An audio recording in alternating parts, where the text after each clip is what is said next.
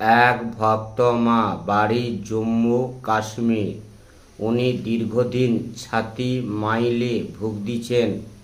ওনার doctor বলে দিয়েছে যে এটা অপারেশন করতে হবে।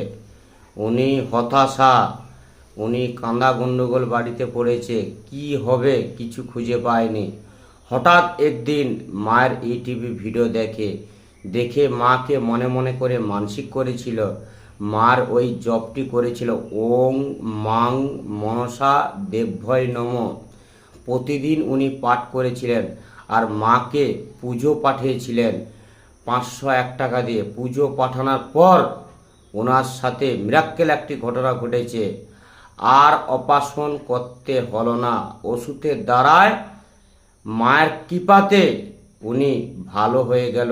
জয় সোনা মায়ের জয়, জয় মা মনসা দেবীর জয়।